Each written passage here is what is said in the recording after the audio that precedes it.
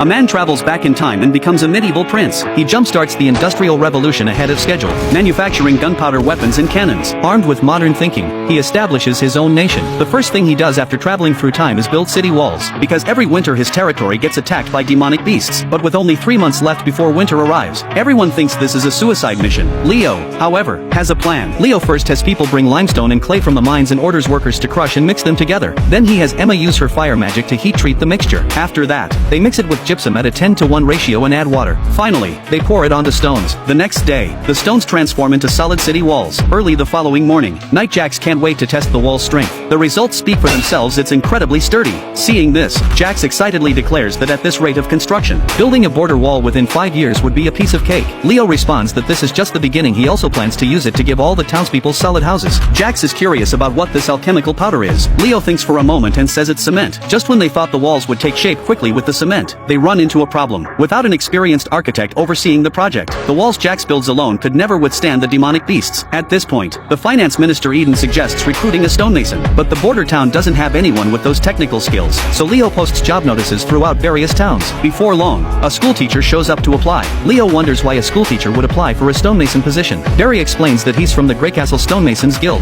which had all its members executed, and that he participated in designing the Greycastle Palace. But due to a collapse accident a few years back, all guild members were convicted, so now Barry is a criminal. But for certain reasons, he absolutely needs to get this job, since they desperately need people right now. Leo makes a snap decision. He hires him as the master stonemason and pardons all his crimes. Leo immediately proposes building a wall stretching from the mountains all the way to the river. After hearing this, Barry says it would take at least 3 years. Seeing this, Leo mentions that he needs to build a wall capable of resisting the demonic beasts before this year's months of demons arrive. Upon hearing this, Barry revises the wall's width and height and increases the construction workforce, stating it can be completed in 3 months. However, with such a short time frame, sourcing the stone materials is a major problem. Seeing his concern, Leo signals that he doesn't need to worry. He then takes him to tour the wall he's built. Barry is incredibly delighted, saying that with this material, they can skip the secondary cutting and polishing time. The wall can definitely be finished within 3 months. Leo tells Barry to go ahead with confidence and to see the finance minister Eden if he needs anything or has any problems. Just then, Barry is shocked to see Emma walking toward them. Barry had always thought Emma had been executed before. Seeing this, Leo explains that in his view, witches aren't evil, so he won't execute witches according to the church's wishes. Hearing this, Barry finally feels relieved and reveals his real reason for applying. It turns out his student Nana has also become a witch. After hearing this, Leo just smiles. He tells Barry to bring her over tomorrow to meet him, and he'll ensure her safety. The next day,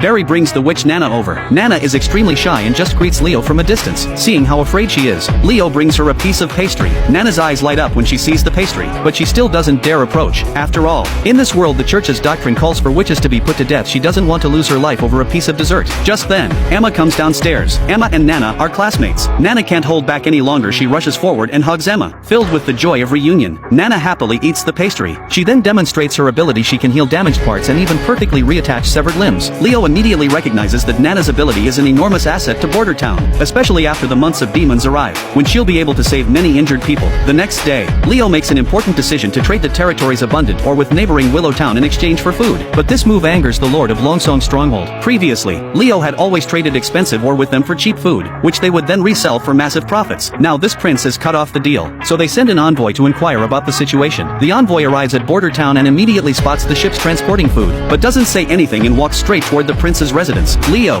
learning of the envoy's arrival, specially prepares a lavish dinner, naturally using food from Willow Town as a subtle jab at Longsong Stronghold's unfair dealings. Border Town has been trading expensive ore every year just to get cheap food that Willow Town can also provide, and in greater quantity and better quality. They can get by just fine without Longsong Stronghold.